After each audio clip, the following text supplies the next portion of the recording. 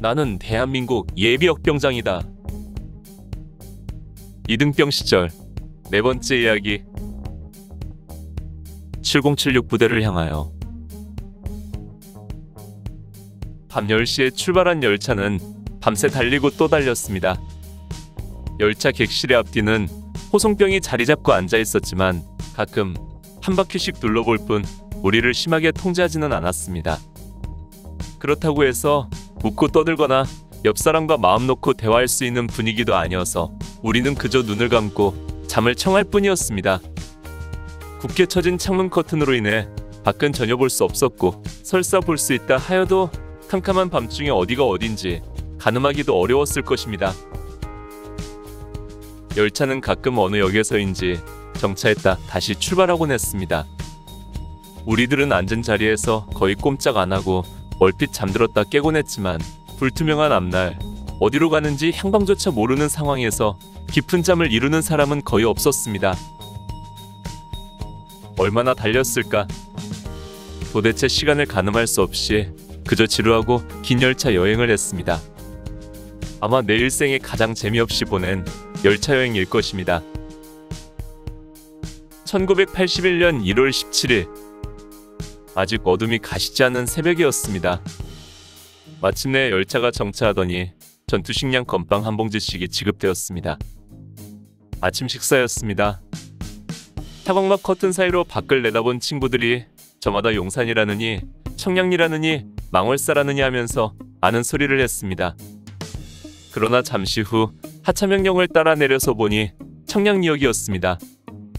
그런데 기가 막힌 것은 우리가 분명히 어젯밤 열차에 탈 때에는 모두 10여량 정도의 긴 열차였고 우리는 중간쯤 위치해 있었는데 막상 내려서 보니 우리와 우리 뒤쪽에 열차 칠소대만 남고는 다른 열차들은 없었습니다.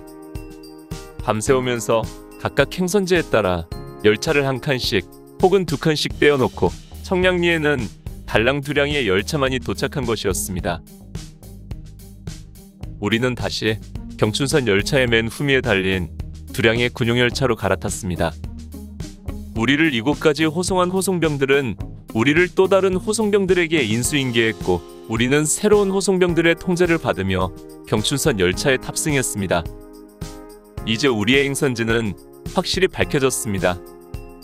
바로 춘천 백산보충대인 것입니다. 이는 앞으로 자대 배치가 아무리 잘 된다 하더라도 강원도는 벗어날 수 없다는 뜻이기도 했습니다. 입대 전에 군대 다녀온 사람들의 이야기를 종합해보면 강원도는 가장 고달픈 군 복무지역이었습니다. 그래서 강원도로는 가지 않기를 바랐는데 이제 강원도가 나를 부르는 것입니다. 경춘선 열차는 산과 눈만 보이는 낯선 동네로 우리를 싣고 달렸습니다. 이 열차는 차광막이 없어서 우리는 차창 밖의 풍경을 보며 갈 수 있었습니다.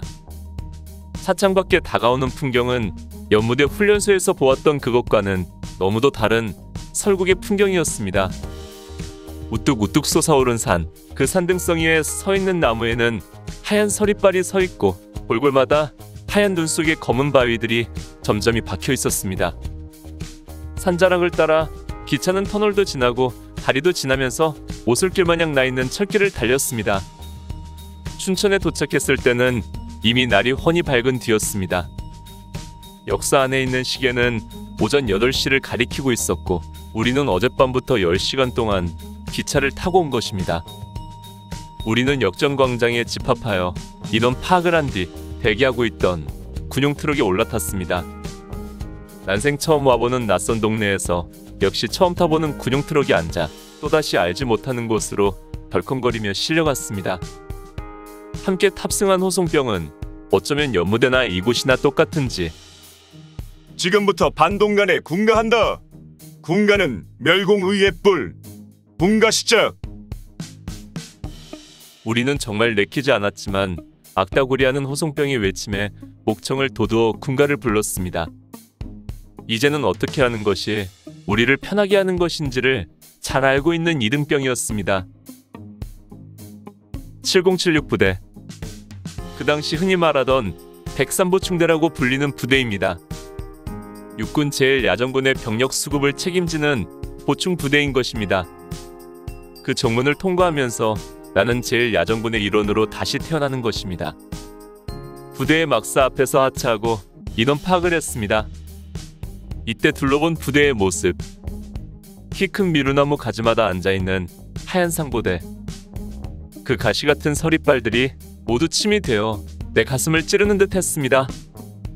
코끝을 베어갈 듯이 매섭게 부는 바람 역시 강원도의 매운맛을 보여주고 있었습니다. 아, 앞으로의 내 행로는 어찌 될 것인가. 강원도 바람만큼 매서운 기관병들의 통제를 따라 네모 안으로 들어가면서도 내내 그 생각뿐이었습니다. 오늘 추억여행에 함께 해주셔서 감사합니다. 다음 이야기를 기대해주시고 구독과 좋아요 부탁드립니다. 당백